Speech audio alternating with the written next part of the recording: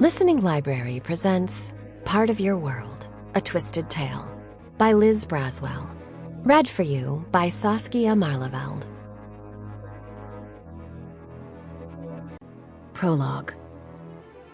In the foothills of the Abrian Mountains, Kahe Veswo was in the field repairing a wooden fence. It was less to keep the wolves out than to keep the stupid sheep in, where the only slightly smarter child shepherds could watch them. It was a beautiful day, almost sparkling. The pines weren't yet brittle from late summer heat, and the deciduous trees were in full glory, their dark green leaves crackling in the wind. The mountains were dressed in mid-season blooms and tinkly little waterfalls. The clouds in the sky were ridiculously puffy. The only off note in nature's symphony was a strange stink when the wind came up from the southern lowlands. Burning animal fat, or garbage, or rot. Everyone in the hamlet was out doing chores in such forgiving weather, rebuilding grapevine trellises, chopping wood, cleaning out the cheese barrels. No one was quarreling, yet, and life on their remote hillside seemed good.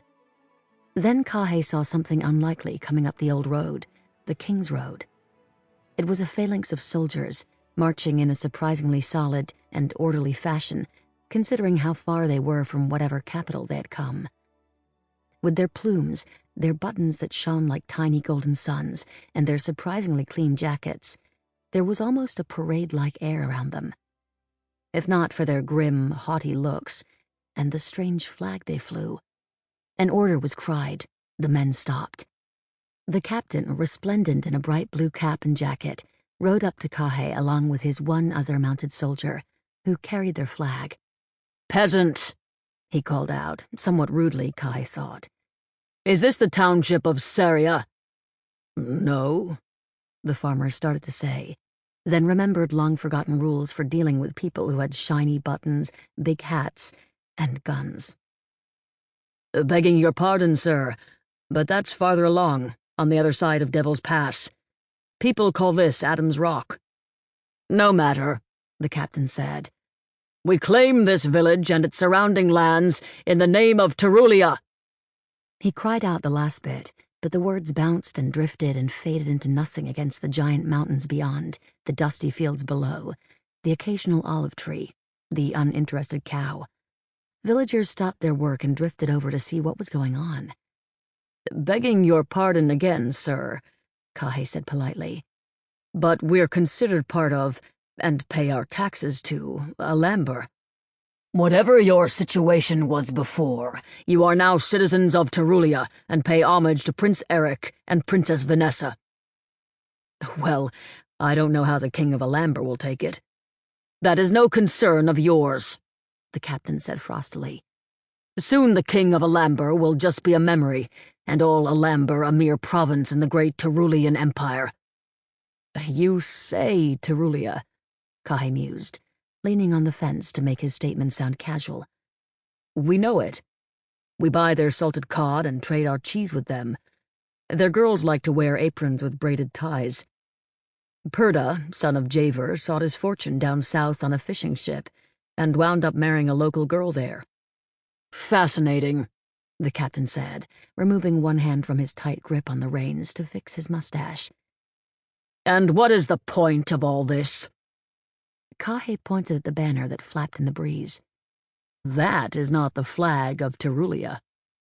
In place of the sun and sea and ship on a field of blue that was familiar even to these isolated people, there was a stark white background on which a black tentacled octopus with no eyes gibbered menacingly.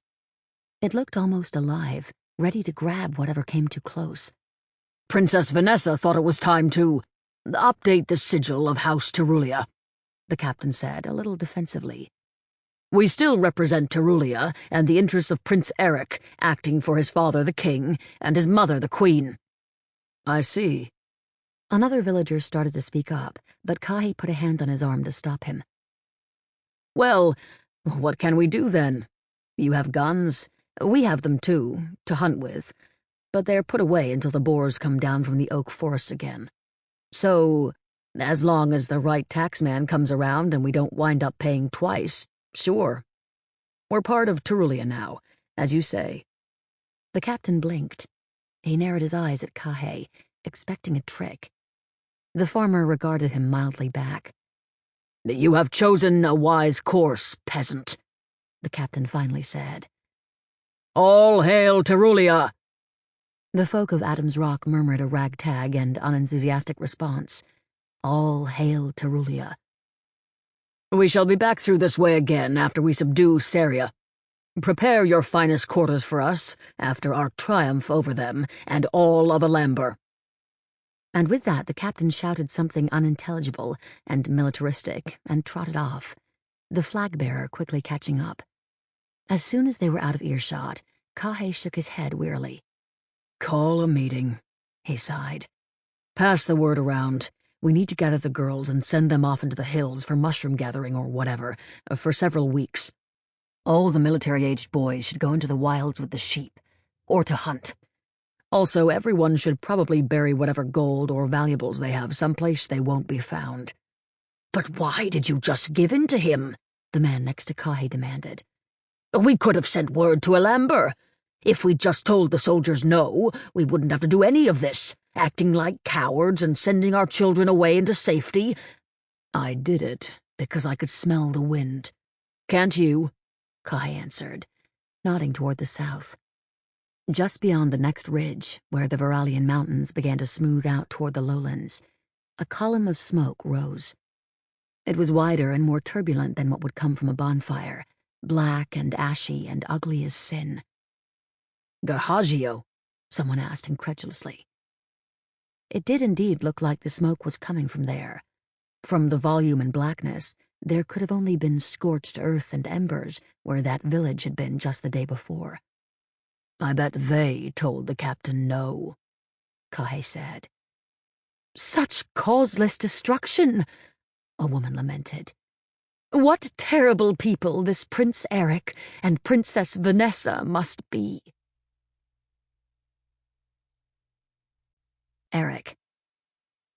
Eric woke up. He was having that dream again.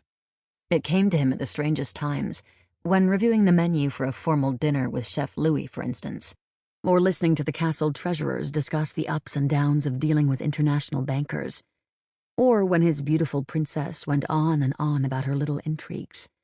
All right, it was when he was bored and tired. If a room was stuffy and he was sleepy and could barely keep his eyes open, or right before he fell asleep properly, in bed, that moment between still being awake and deep in dreams. The same split second when he often heard angelic choirs singing unimaginably beautiful hymns.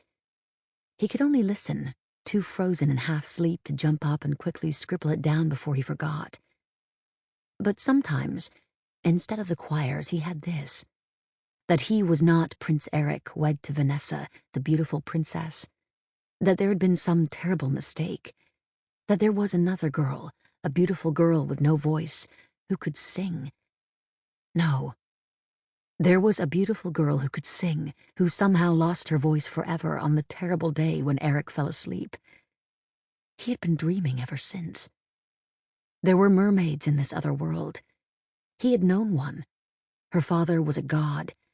Eric's princess was an evil witch. And Eric had touched greatness but been tricked, and now here he was, dreaming. He looked down suddenly in a panic. His arms were crossed on his desk over pages of musical notation, supporting his dozing head. Had he spilled any ink? Had he blurred any notes? A rest could be turned into a tie if the ink smeared that way, and that would ruin everything. He held the papers up to the moonlight. There was a little smudging there, right where the chorus was supposed to come in with a D major triad. But it wasn't so bad. His eyes drifted from the pages to the moon, which shone clearly through his unglazed window. A bright star kept it company. A faint breeze blew, causing the thick leaves of the trees below to make shoe-like clacking noises against the castle wall. It carried with it whatever scents it had picked up on its way from the sea: sandalwood, sand, oranges, dust. Dry things, stuff of the land. Eric looked back at his music, tried to recapture the sound and feel of the ocean that had played in his head before waking, aquamarine and sweet. Sample complete. Ready to continue?